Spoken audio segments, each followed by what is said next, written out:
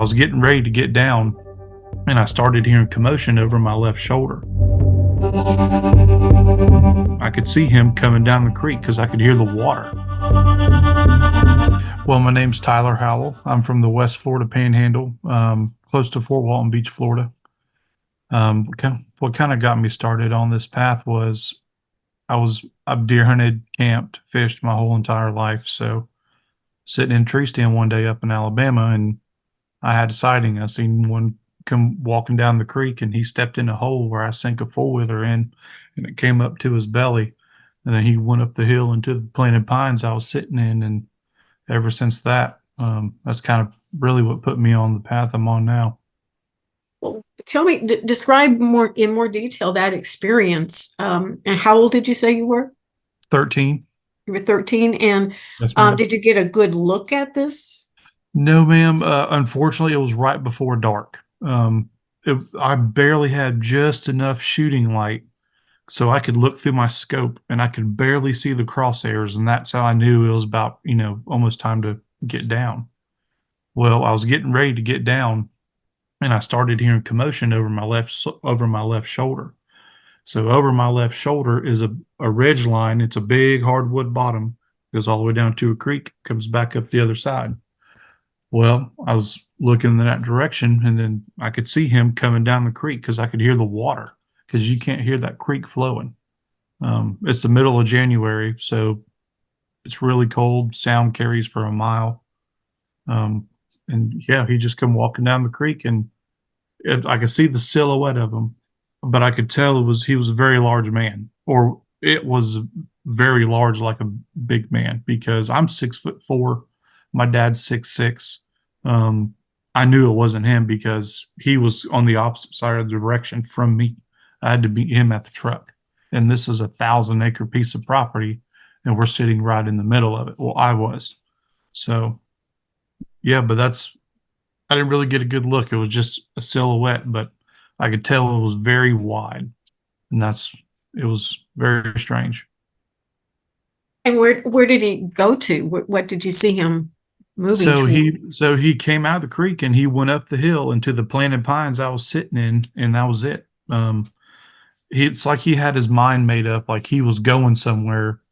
Like, he wasn't casually moving, I would say. I mean, he seemed like he was kind of, I say he, she, whatever, seemed like it was kind of in a hurry, or had somewhere it needed to be, because it was getting along pretty good. It wasn't really looking around, to see if there was like anything around. Like, its head was just going in the same direction. Do you know if anyone has ever seen Bigfoot in that vicinity before or since? No, ma'am, I don't know. I never asked. After that happened, I never hunted that piece of property again. I never went back to get my tree stand. It shook me up pretty good, but I did find it on Google Maps years ago, and the creek that runs through that piece of property that he was walking down. If you look it up on Google Maps, it says Tall Man Creek. I just found that odd. Well, that is kind of an interesting name. Do you have no idea how it got its name, or who named the creek? No, ma'am. It's what showed up on a map, and so yeah, I don't know Interesting. where it come from, but I kind of understand probably where it come from now. Was that an isolated experience, or have you seen or heard or had any other encounters? Oh yeah, I've had quite a few encounters, especially at night. Not so much in the daytime. I think I captured one on film. I think it was 2 years ago, coming up on 3 years. It's on my YouTube channel. I'm I'm pretty sure that's what it was, just from being an avid outdoorsman and paying attention to people. And people don't get on the ground and crawl around, looking for, there's nothing out there, but there's a power line, and there's a figure that walks across this power line. It's jet black. Um, and it struck me as odd because when he came out, he was kind of moseying around, then he started crawling around on the ground a little bit like he was looking for something, then got back up and then just kept walking.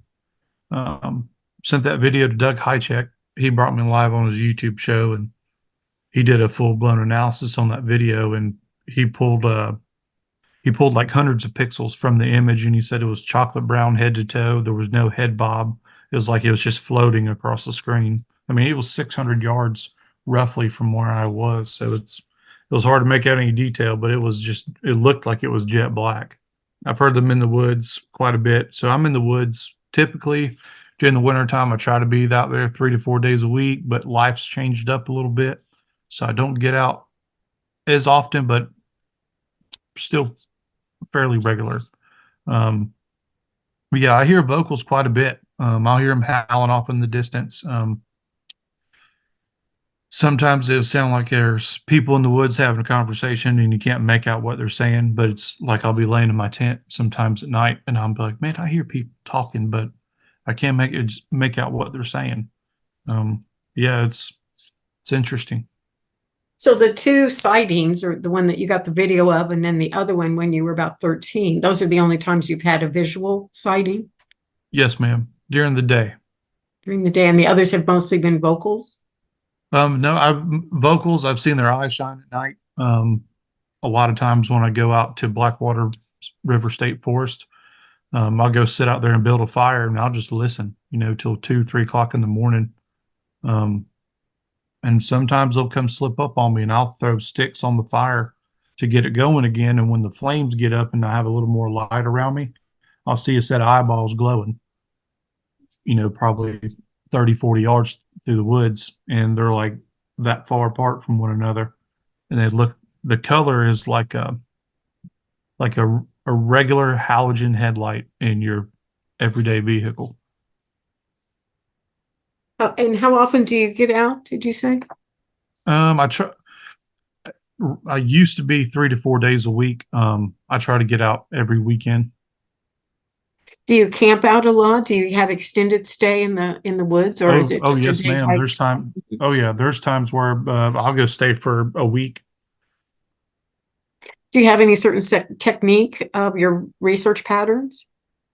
Um, so one thing I have noticed here and another place I research in Alabama, he doesn't call himself a researcher, but we're a team. His name's Flat Rock. Some people have heard of him, some people haven't. But he has them up there on his property, and we've come to notice. So I've been actively up there for 3 years now, and about the same time frame down here they start kicking off is about the same time up there. So when the leaves start falling all the way to almost the end of spring, that's when everything is happening. And then once summer comes, I don't know where they go. I don't know what they do. I stop hearing them. Um, I don't know. Where do you speculate they go? I don't know. Somewhere cool, I would think. Um, just from living in Florida and dealing with the humidity and the heat all the time during the summer, there's times where I've been walking in the woods and get to where I'm walking along the creek, and you can feel the temperature difference just from standing next to the creek versus standing up there on the ridge. So probably hanging out somewhere near some cold water. I would think it's thick in there, bunch of tie-dye, river swamp. Some people think they may kind of hibernate in caves. Do you think they could possibly be living in caves, or If not? in places of the country where there are caves are present, absolutely. We don't really have caves here. Animals here don't really hibernate, and they don't really migrate neither. So I think they're more down here, more like nomads. I don't think they stay in the same spot, but I think they stay in a rough, probably 5 mile square radius, if I had to guess. I think Doug said he did some research on the radius, and I think that they found that they were really a little bit farther than that, maybe maybe a little bit more than 5 miles Oh up yeah, there. it very well could be. Yeah, very well. So, in seeing the two that you saw, do you think that they're a flesh and blood creature, or do you lean more toward maybe being something else? I lean toward flesh and blood, but I'm not going to rule anything out. I mean, there's nothing technically concrete about these things. It's all just a lot of people having the same encounters and, experiencing the same things that other people have experienced. And it kind of just builds, I guess, a rough draft on some kind of knowledge about them, but I wouldn't rule it out. But until I could see it, something supporting that, I'd lean more, in that direction. But as of right now, I'm leaning toward flesh and blood. Have you ever seen a craft or an orb out in the woods when you're out? I've never seen a craft. I've never seen an orb, but I can't say I've seen a craft, but I've seen things up in the sky that I can't explain. For instance, one night, me and Stacy Brown Jr. and a couple other people, we were down in the Mayaca River Swamp, and we're standing out there listening. And I'm doing what I normally do when I stand in the woods and listen at night. I just look at stars because I see shooting stars all the time. And there's a fork in a tree, and I start seeing a little star bebopping in between that fork. I'm like, wait a minute, that ain't right. Well, it kept going back and forth, and then I was like, Stacy, come here, and he's seen it, and so we walked out to the road, and it came back, and it just went, oof, and it was gone. But other than that, I've never seen anything Well, a lot of related. people talk about the Bigfoot, kind of having some kind of unusual electrical anomalies around it. You had very limited experience with just actually being in their presence, but did you have anything unusual happen with batteries going dead or any kind of electrical interference? No, ma'am, never did. A lot of times I have my camera rolling while I'm sitting around the fire just listening. I'll turn it off for a little bit, turn it back on. But no, I've never had them malfunction or anything. But I've heard of that happening though. Exactly.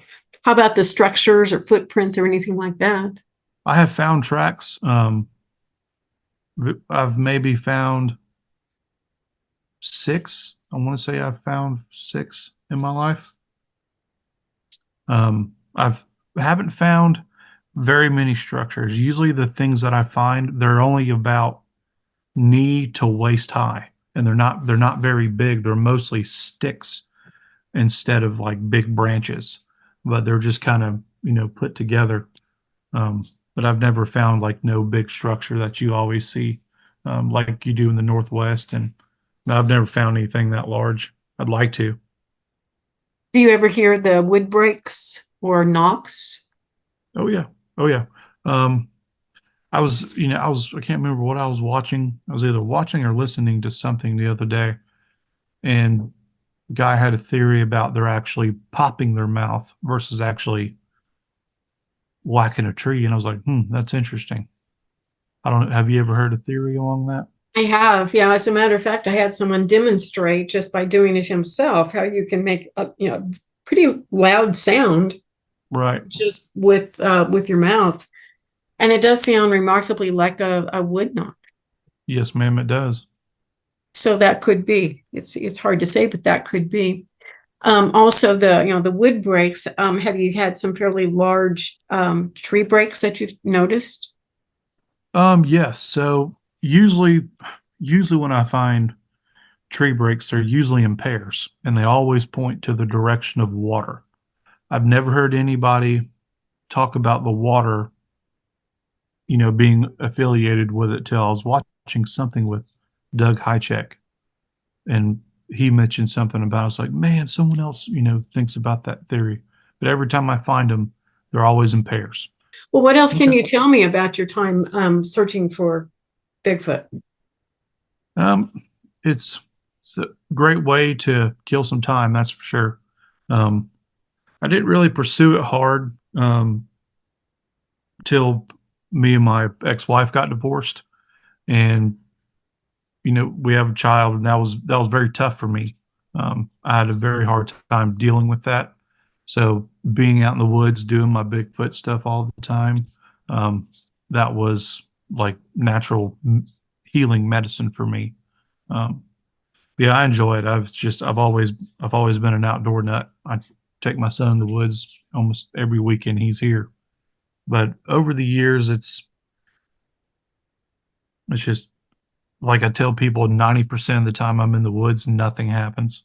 And then that, 10% when things do happen, that kind of, throws some fuel back on the fire a little bit to want to get me back out there because it gets exhausting sometimes. The areas that you have actually had any kind of vocalization and then the visuals, was there anything special about the areas, just anything about the landscape, anything that you noticed? Usually where I find most of my sign and have most of my activity is there's usually a creek or a river in the area and thick tie-dye river swamp. I'm just thick mess that people aren't going to go walk around in, but they will. They're so big. What do you think of that, their ability to maneuver through that thick brush? I mean, just like any other animal, I would guess. I mean, you look at a deer, especially when they have their winter coat, it's very thin. Well, I would say it's very thin. It looks thin, but they have a very, very clean coat, and how they can just take off hauling butt through briar bushes and all that jazz. Bears do the same thing. I'm so I think they have that durability in their fur and their skin and all to be able to handle all that stuff. Yeah, you talked about the first one that you saw, and it seemed like it was on a mission almost, going somewhere. It seemed determined in a certain direction, and it moved. How fast would you say it was moving, and how wide was it? How long was its stride? I couldn't really tell on the stride because, like I said, it was right before dark, and he was probably 60, 70 yards from me. I could just see the silhouette. I could see the legs moving. I could see the arms moving.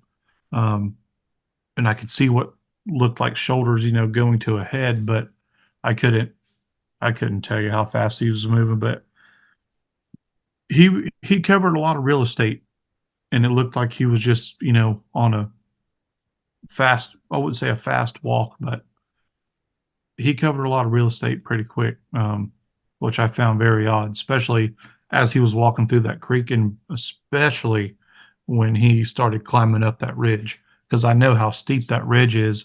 And it takes me a skinny minute to get from the bottom to the top. And it didn't take him very long. Did you go home and tell anyone? Did you talk to anyone about it? I told my dad about it and he didn't really say much. Because I would always tell him, I heard something in the woods this evening, or I heard something this morning before the sun come up. And he would say, "Oh, it's the woods. They play tricks on you. There's all kinds of critters out there," and just kind of write it off. And then as I got older, I brought it up to him, and he was like, "I've never seen anything out in the woods, but I've heard some strange stuff, and I've had some strange feelings." And he's like, "I believe you've probably seen something." Did you have any impression at all before you saw it? Did you have any kind of an odd feeling that something was in the area? No, I had no clue. It was literally just another day in Southeast Alabama deer hunting. I mean, I've done it, 1,000 times. It was just another day at the office pretty much. And I just happened to hear, something and I just look over and there he is. That happens, so many times people are not expecting it, and then suddenly there is a sighting or a vocalization, even more often than just a sighting. Yes, ma'am. That it will just happen out of the blue. Yes, ma'am. It's not something they're expecting at all. Did you Mhm. get any kind of an impression that there were others nearby? Oh, like other of these beings? Yes. I didn't think so. At first, so I left a little bit of detail out of that story. Because I didn't want to get on a rant. But I don't I didn't get the feeling that there were other ones around. So after that thing went off into the pine trees, at this point in time, it's dark. Like it's dark. I can't even see the ground. I had to kick on my headlamp so I could, see. And I get down out of my tree and I pick the climber off the tree and you can put it together like a backpack and put it on and you pull the straps tight and you can carry it like a backpack. And because it was the last week in January, I believe, we're getting ready to wrap up deer hunting because I had to go back to school and season's going to, come to an end. So I was bringing my climber out with me. And as I'm walking down this little bitty road, I mean, it's wide enough to fit a four wheeler through, which ain't very big. It's going through these planted pines. And I could hear something coming out of the creek and kind of coming at an angle toward me. And it gets over to my right. And I hear just something in the woods following me all the way to the tree line. So once you get out off that dim road through those planted pines, you step out into a field and it's nothing but sage grass. And I could see the light on in my dad's truck. So I knew he was at the truck. And so I took one step out of those pines and that thing either like yelled, huffed, growled, whatever. I don't know. It was not, it was very loud. And I dropped that climber and I ran to the truck, got back to the truck and I asked my dad, said, "Did you hear that?" He said, "Yes, son. I don't know what that was." He's like, "Where's your tree stand?" I said, "I left it." And I said, "I ain't going back to get it." So your dad heard that first time as well. He heard that too. And that's why I think when I got older, he told me, he's like, when he said, "I've heard some strange things in the woods. And I believe, there's might be something out there." I think it's because it's from that. And he might have had a few experiences as well. Possibly so. Um, so how long did it take you from that time that both of you heard the vocals of this before you talked about it again? 13. My 16th birthday, because he bought me a Chevrolet truck for my 16th birthday. And he asked me what I wanted to do. I said, "I want to go ride in the woods." So we loaded up and drove to the woods and I brought it up. And at first he didn't want to talk about it. But I was like, "Come on, man." I was like, "You heard that just as clear as I did. And we know the animals that are out here." And he was like, "Yeah, you're right. It was something. But we don't know what it was. But I know what it was, but he didn't see anything, but he heard it." So both of you heard it, but you're the only one who saw it. And then you didn't tell him about the visual for how long?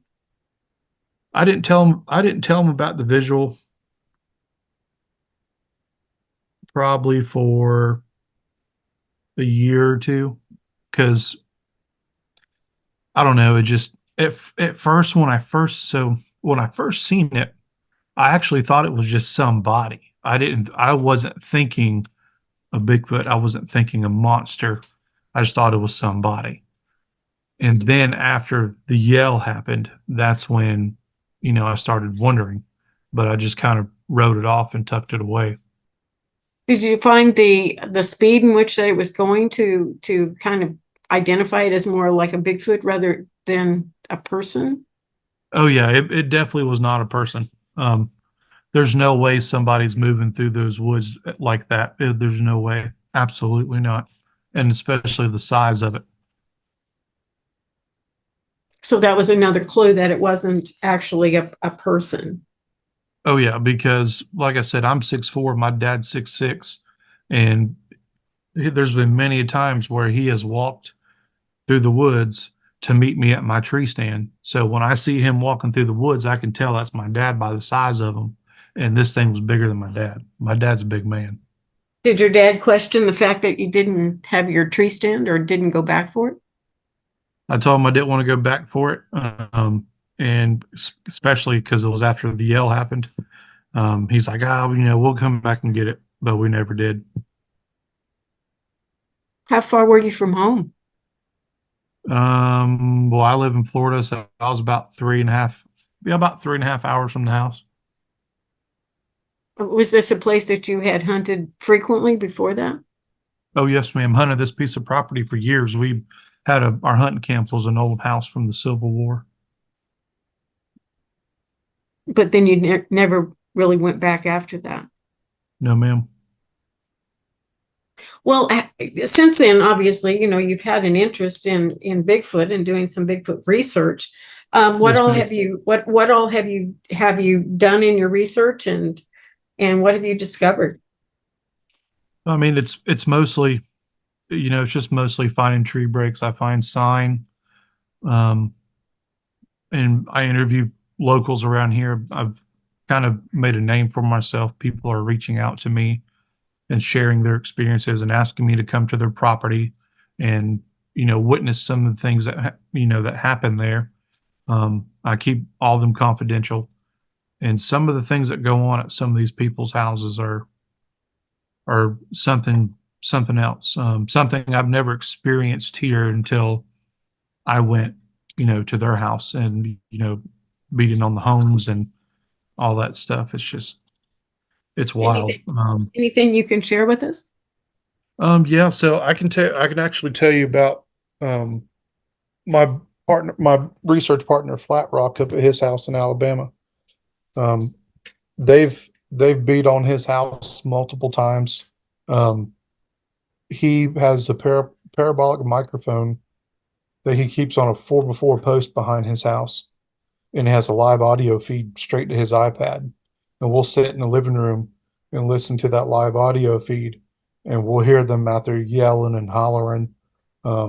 We'll put apples out for him, and he picked up a really good audio clip of these things. You can hear it sounds like bipedal footsteps coming out of the woods from that bottom, and you hear something walk up to the bucket and take a bite of the apple, and then you hear it start chewing on the apple, takes another bite, starts chewing again, clear as day.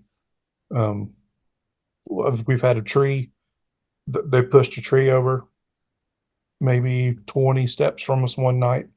We were standing in the woods, and it wasn't a dead tree, because when a dead tree falls, you'll hear it crack and then it comes down, boom. A live tree, it's going to crack all the way as it's going down. And we felt the tree hit the ground in our feet.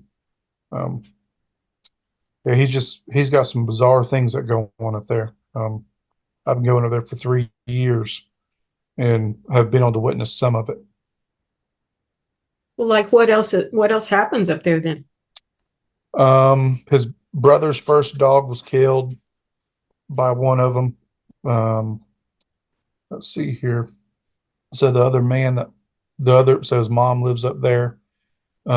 She's seen him. She used to have one that kind of would pay attention to her as she would walk around in the yard. She won't go check the mail anymore without a gun. Um,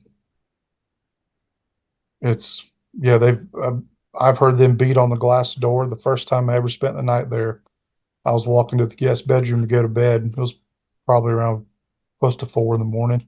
He was going to his bedroom and just heard bam. And I could hear him holler in his bedroom. And one of these things walked up and hit the glass door. Was there any evidence the next morning, like any kind of footprints or any kind of evidence where they had been around that porch? No, ma'am. We didn't find anything, but he actually recently found a few handprints on his deck railing on his front porch. He sent me a few pictures of them, and I was up there for the first one. And the picture is so strange because of the hand. The hand looks like it's much longer, and the thumb is way down here, and it almost looks like a white paint, just clear as day across the railing on the deck. And he's found 3 handprints so far. I've heard that they have very oily substance on their hands, and when they touch something, it leaves kind of an oily film. Have you heard that? Yes, they call it sebum. Was he able to get any of that for like DNA testing or any kind of analysis? So we were able to extract some DNA from it, and Stacy, he kind of helped us with it and sent it to somebody he knew. So we're just waiting to hear back from it. I just did an interview with Stacy. I'm not sure that we talked about this per se, but he was talking about some of the DNA stuff that they're researching at this time. So would you say that this guy's property that they have habitual activity there? Me and him are kind of leaning toward they kind of hang around in the rough geographical area, but they might be using his property as a cutway. That's kind of what we think because across the road from him, there's a hunting camp. And so we think they're kind of hanging around and going back and forth until deer season wraps up. And they kind of meander on back across the road, hang around over there during the summer months because there's nobody there. There's no one out there sitting in tree stands with guns. Um, so I don't know. That's just kind of a rough guess. Well, it does seem like there's quite a bit of activity down in the Florida area. I've done a lot of interviews with people that do research down that way. Now, anyone in the Panhandle besides I Stacy? don't know for sure if it's in the Panhandle or not. Oh, okay. Yeah, I don't know. I don't know of any other researchers in the Panhandle besides me, Connor, and Stacy. Mhm. There could be some floating around. Most of the ones I hear about are, South Florida, Central Florida. Do you think this is the same type of Bigfoot that is found down there where they call it the skunk apes and they're a little bit smaller, leaner? Yes, ma'am, I agree with that. So what you're looking at is basically the same as the skunk ape in structure. Yes, ma'am. Um, Typically, when I've seen their eye shine at night, I've seen them peeking in the bushes, and then I've seen where the eye shine level is at that they're standing up, and I would guess that's somewhere around the 7 foot range. Um, and a lot of the reports that I've gotten, typically they're around 6.5 to 7. I've only gotten one 8 footer, but most of them are below 8 foot. What color eye shine do they have? So it's like I said earlier, the few times. So I've seen eye shine twice that would look like it was an amber color, like a golden color. But the other times I've seen it, it's just like a regular headlight bulb in a car. That kind of, I don't really know how to describe the color of a regular headlight bulb, not the blue ones or like the white ones, just your normal headlight bulb. That color is typically what they look like from what I've seen at least. Are there any other identifying characteristics that you could describe about them? No, ma'am. Like I said, I've only seen them, those two brief times during the day. Well, when there was daylight and didn't have, good visuals of this really good details. But um, most of the time when I see them at night, it's just their eye shine. Have you ever had a situation where you felt like you were in any sort of danger from them? I wouldn't say danger from them. I did have an odd experience. I think if this was a little over a year ago now. I was going out in the woods doing what I normally do. It was literally another day. Get out of the wood or get out of the truck, put on my backpack, start walking off through the woods down this road. And all of a sudden I just stopped and I had an overwhelming feeling come over my whole body. And it was telling me, don't go down there. And I don't know why.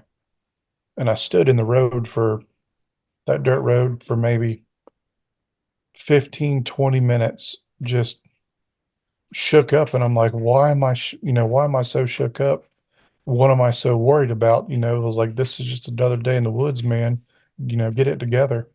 And for some reason, my body was telling me, do not go down there. And I just got back in my truck and went home. That's only happened one time, but that's the only time I guess I felt some kind of fight or flight response. Did you actually feel fear, or did you just feel like that you had that knowledge to not go? There was some fear there, but I don't know why, and I don't know where it was coming from.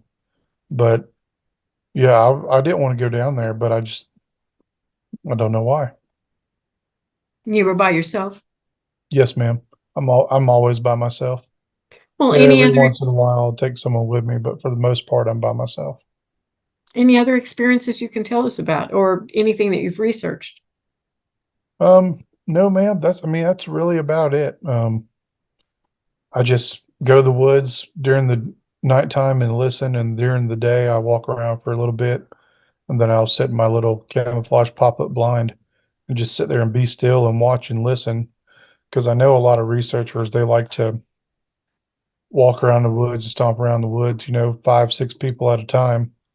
Um, I firmly believe if you find a spot in the woods where these things are present and you just sit still, just like, like you're hunting for another animal, just sit there and be still, the woods will calm back down, animals will start coming back out, and everything will get back to normal. And I think your chances are better of actually sitting there and getting a good look at one.